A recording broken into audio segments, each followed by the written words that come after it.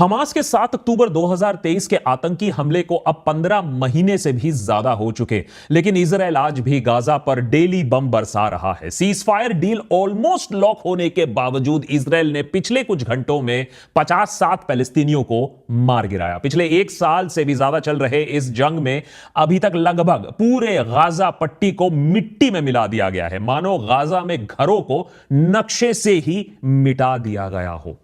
Gaza में लगभग 20 लाख लोग बेघर हो चुके हैं। हर 3 महीने में इजरायली सोल्जर्स उन्हें नॉर्थ से साउथ फिर साउथ से नॉर्थ भेजते रहते हैं, लेकिन वापस आने वाले लोगों को घर तो उजड़े हुए ही मिलते हैं, जले हुए राख के टुकड़े ही मिलते हैं। लोग अपने घर को छोड़िए अपने मोहल्ले तक को पहचान नहीं पाते हैं। We just moved in 2 days before the fire. What were you able to get when you left? Nothing. Because you thought there's no way, right? I was working really hard. I'm a couples therapist, and I was like working. I didn't know, and I came out and I saw a fireball, and I had to get out immediately. ये गलियां, ये घर, ये मोहल्ला, वहां रहने वाले लोग, ये किसी के लिए भी किसी के जीवन में सबसे बेसिक एक रिक्वायरमेंट होता है, एक हिस्सा उनके जीवन का होता है। साथ ही साथ इनमें बिताया गया हर लम्हा, अच्छा या बुरा, हर किसी के दिल से काफी करीब होता है। लेकिन दुनिया को गाजा और उनके लोगों और उनके सेंटिमेंट से कोई लेना देना तो है नहीं। हर एक घर में कहीं ना कहीं अपनी एक कहानी होती है। किसी घर में किसी ने चलना सीखना होता है, किसी ने बोलना सीखा होता है, पास ही में कहीं वो स्कूल गया होता, दफ्तर होता, दुकान होती। इन्हीं स्कूल, दफ्तर, दुकानों में लोगों ने अपने सबसे करीबी दोस्त बना लिए होते। किसी ने इस घर में शायद शादी की होती, मोहल्ले के सारे लोग दावत में आए होते। हो सकता है किसी का पूरा परिवार, चाचा, मामा, बुआ, ताई, सब मोहल्ले के लोग वहां एकत्रित होते। लेकिन जंग के आग की वजह से ये लोग अपने घर, अपने मोहल्ले को छोड़ने पर मजबूर हो जाते हैं, और जब लौट के आते हैं तो ना वो घर रहता है, ना वो मोहल्ला, बस राख और यादें। How do you feel looking at this morning? I'm going to break down again. That's what I feel. This is our retirement. This is our nest egg. This is where we moved in when we got married. This is where our son was born. We had everything, like the sentimental things. Like my mom passed away. I had only a few things of hers left. My wedding dress, our wedding album. We left everything. पूरे Gaza में 1.5 लाख से भी ज्यादा घरों को अभी तक मिट्टी में मिला दिया गया है। यहां कोई वापस लौट के भी आए तो उसके लिए रहने की कोई अब जगह बाकी नहीं रही है।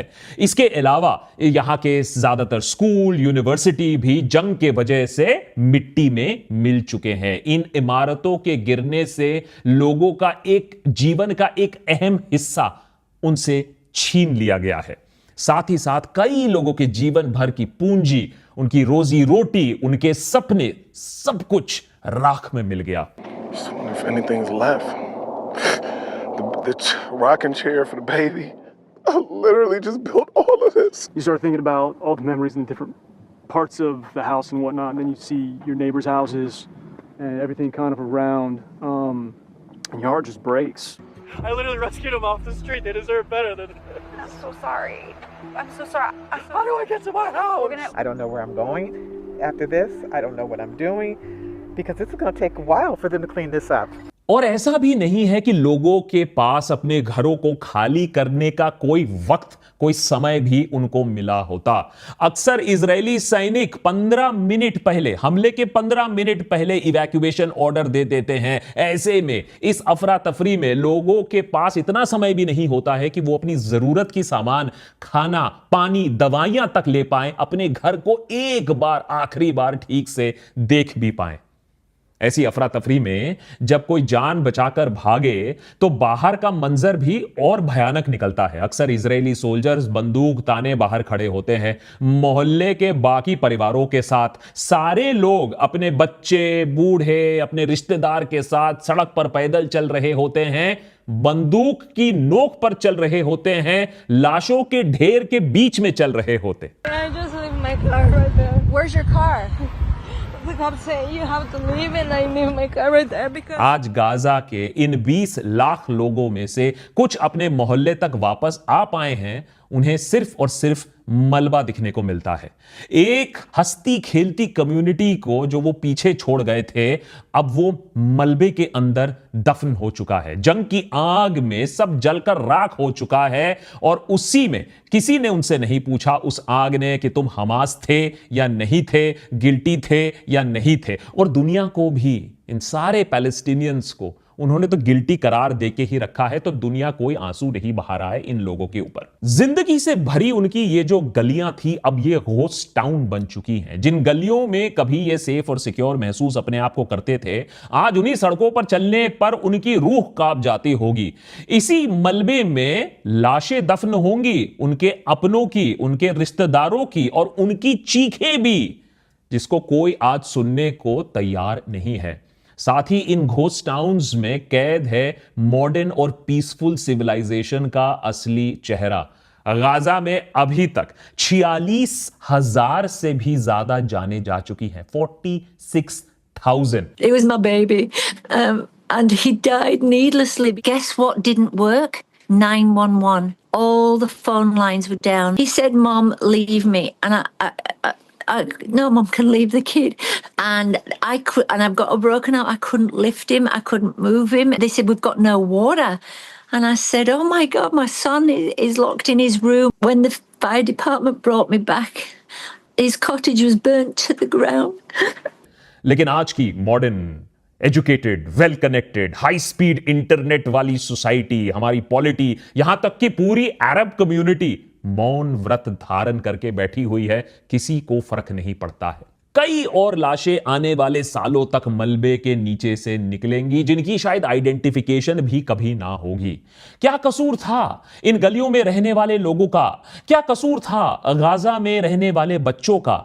बस यही कोई कि वो ऐसे जमीन पर पैदा हो गए जहां उनके जन्म से 50-100 साल पहले ही अंग्रेजों ने यहूदियों के साथ उनके जमीन का एक फैसला कर दिया, उनसे बिना पूछे। जहां दुनिया ने भी उन्हें मरने के लिए छोड़ दिया, एक आंसू बिना बहाए। और बात यहां सिर्फ गाजा की नहीं हो रही है। ऐसा क्यों होता है कि फर्क हमें तभी पड़ता है जब आग की चपेट में हम खुद आते हैं, खुद जल जाते हैं। कैलिफोर्निया में घरों को जलते देख सडनली लोगों को समझ में आ रहा है कि घर खोना क्या होता है, कम्युनिटी खोना क्या होता है। एक साल से जो वही अमेरिका के बम गिरा गिरा कर गाजा को समतल किया जा रहा है, लोगों को मारा जा रहा है, कम्युनिटीज खत्म कर दी जा रही हैं, तब तो यही लोग मजे भी ले रहे थे, खूब प्रोत्साहित कर रहे थे। अब क्या हो गया? क्योंकि आग की लपटें आपको खा गई। खूब कहा था सही राहत इंदौरी साहब ने, लगेगी आग तो आएंगे घर के ही जद में। यहां पे सिर्फ हमारा मकान थोड़ी है। आज कैलिफोर्निया जद में आ गया है तो जान की कीमत समझ में आ रही है। 25 मौतें, बहुत दुख की बात है। 25 निर्दोष जाने गई हैं कैलिफोर्निया में। ये सहानुभूति जो आज लोग दिखा रहे हैं 25 मौतों के ऊपर, वो 46,000 मौतों पर थोड़ा तो आना चाहिए था। क्या सारे ये 46,000 हमास थे? वो 12,000 से ज्यादा बच्चे जो मारे गए गाजा में, क्या वो भी हमास थे? लोगों ने इस जेनोसाइड को भी जस्टिफाई करने का सोचा कैसे? जैसा कि मशहूर हॉलीवुड एक्टर जेम्स वुड ने यह सारा कुछ ट्विटर पे लिख डाला कि गाजा में जो हो रहा है बिल्कुल ठीक हो रहा है, मारे जा रहे हैं, अच्छी बात है, वीडियो शेयर किए जा रहे हैं बॉम्बिंग्स के, और लिखा जा रहा है nice job by the way. आज वही इंसान टीवी पर रो रहा है, गिड़गिड़ा रहा है, क्योंकि उसको समझ में आ रहा है कि अपना घर खोना क्या होता है। Wait, I posted this on X, but Sarah was on with her 8-year-old niece last night. She came out. I'm sorry. Just, one day you're swimming in the pool and the next day it's all gone. But she came out with her little Yeti piggy bank for us to rebuild our house. California में जब महंगे महंगे घर उजड़ रहे थे, celebrities के घर जल रहे थे, तब एम्पैथी और कंपैशन का सैलाब दिखने को मिला। ना ट्विटर ने कुछ सेंसर किया, ना यूट्यूब ने कोई वीडियो टेक डाउन किया। सबने अपना दुख, अपना गुस्सा शेयर किया सोशल मीडिया पर।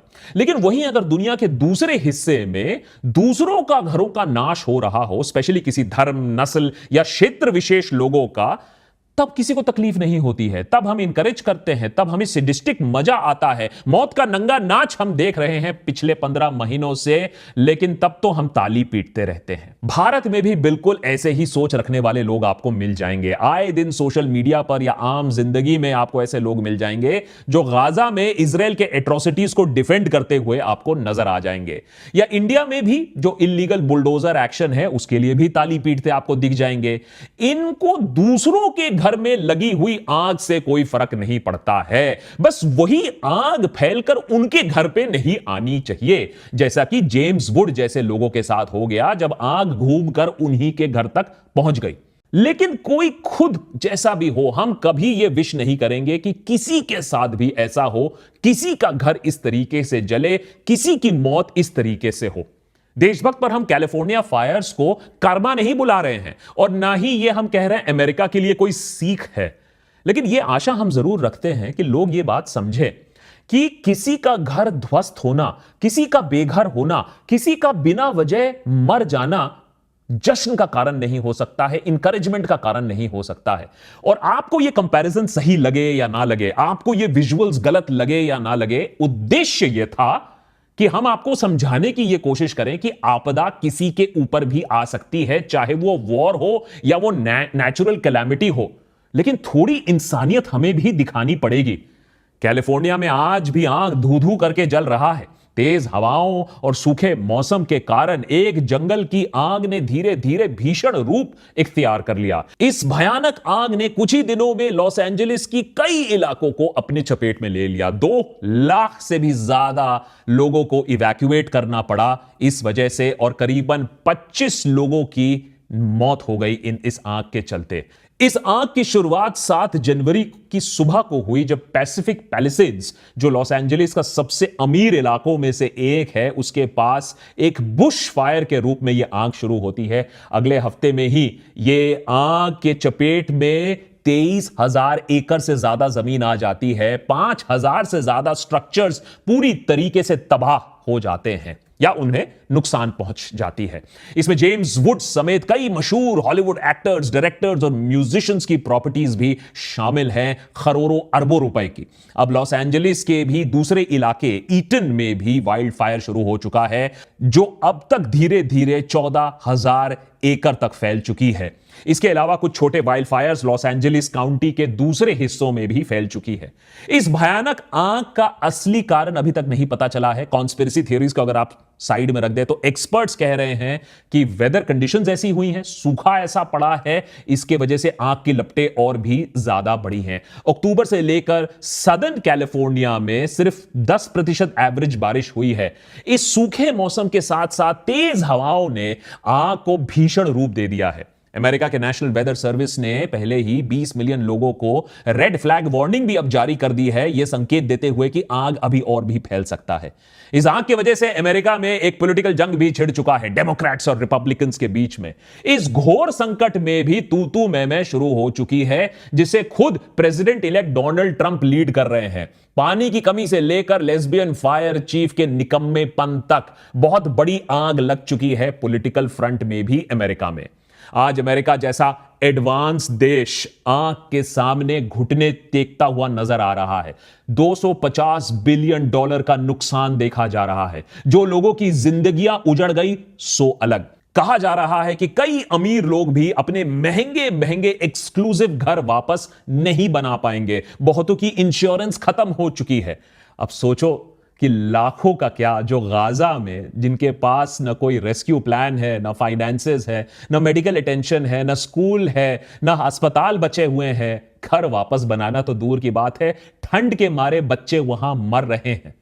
गाजा में सीज फायर की बातें अभी पक्की बस लग ही रही हैं, हो जाएंगी, लेकिन तब भी लोग मारे जा रहे हैं और दुनिया कड़ी निंदा तक नहीं कर पा रही है, 2 शब्द भी नहीं बोल पा रही है। लेकिन अगर सीज फायर पक्की हो जाती है अगले 1-2 दिन में, तो आपसे रिक्वेस्ट है कि जैसे कैलिफोर्निया की हालत देखकर आप शॉक हुए थे, जैसे लोगों ने कैलिफोर्निया का आग देखकर आंसू बहाया, वहीं 2 आंसू, बस 2 आंसू गाजा में चल रहे नरसंहार के लिए भी बहा दो। और यह आशा करो कि कैलिफोर्निया की तरह गाजा में भी जो निर्दोष हैं वो अब शायद एक सीज फायर के बाद अपनी जिंदगी राख में से फिर से बना पाए।